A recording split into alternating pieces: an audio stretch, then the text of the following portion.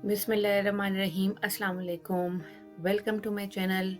आज की मेरी रेसिपी है होममेड बेकरी ब्रेड। इसमें आपको नीडिंग की कोई ज़रूरत नहीं, बहुत ही इजी ब्रेड है फॉर बिगिनर्स।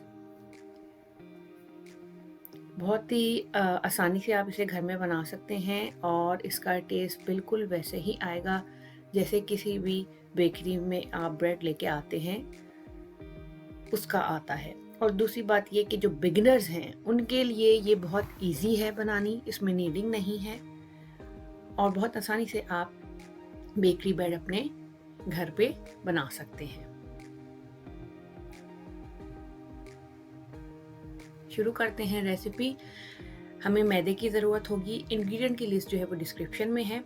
वाटर, शुगर हमने डाली है नीम गर्म पानी में, yeast, salt, milk powder. Just mix it very well और इसको 2 मिनट के लिए छोड़ें आप। ओके, अब हमने जो ईस्ट का मिक्सचर है हमने डालना है मैदे में एंड आफ्टर दैट मैंने इसको कम्प्लीटली मिक्स करना है with the help of spatula. You just have to mix it, no needing nothing else. आपने इसको अच्छी तरह मिक्स करना है।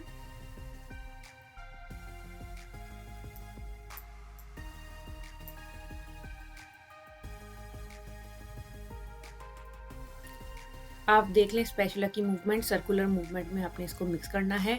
इस स्टेज पर आपने इसमें ऑयल डालना है, शुरू में ऑयल नहीं डालना। उसके बाद हम दोबारा इसको अच्छी तरह मिक्स करेंगे ताकि इसका जो स्मूथ थोड़ा सा टेक्सचर है वो आ जाए। एक बात ये कि ये चूँकि हम इसे नीड नहीं कर रहे, ये थोड़ा सा स्ट्रेची और थोड़ा सा लिक्विडी आपको नज़र आएगा, but no need to worry, इसका टेक्सचर ऐसे ही होगा और इसी वजह से ये बहुत सॉफ्ट ब्रेड बनेगी। सारा कुछ मिक्स हो गया है। अब ये देखें, अब मैं इसको रेस्ट दूँगी फॉर 2 आवर्स ताकि ये ईस्ट एक्टिव हो जाए और राइज़ हो जाए। तो 2 आवर्स के लिए हम इसे छोड़ देते हैं कवर करके। ये मैंने लोफ पैन लिया है एल्युमिनियम का, इसके अंदर मैंने अच्छी तरह oil, ghee, butter whatever you have आपने अच्छी तरह इसकी बेस में लगा देना है। अच्छा, अब ये 2 आवर के बाद जो है वो देखिए कितना अच्छा सा राइज़ हो गया है। अगेन हम इसको मिक्स करेंगे ताकि इसके जो एयर बबल्स हैं वो सारे ख़त्म हो जाएँ। इस स्टेज पर आप चाहें तो 1 चमचा फ्लावर का डाल सकते हैं। अब मैं इसको शिफ्ट करूँगी in the baking loaf pan.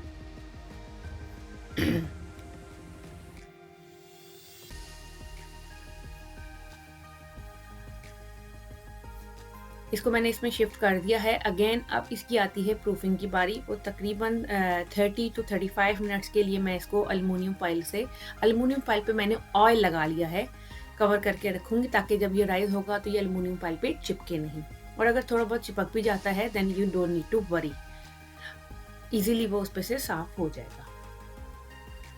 ये देखें 35 मिनट्स के बाद ये प्रूफ हो गया है, 35 to 40 it depends on your weather. अब मैं इसके ऊपर डालूँगी सेसमे सीड, स्प्रिंकल करूँगी। अगर आपको इसमें ब्लैक सीड डालने हैं, whatever the seed you like it, आप उस पे डालें। और ओवन को मैंने प्री हीट किया हुआ है 375 डिग्री फ़ारेनहाइट पे, लेकिन बेक हम करेंगे 370 to 375। Again it depends on your oven. और इसको मैंने सेकंड शेल्फ में रखा है। आप देख लें मैं कहाँ रख रही हूँ, बहुत ज़्यादा नीचे भी नहीं है, दरमियान में मैंने रखा है।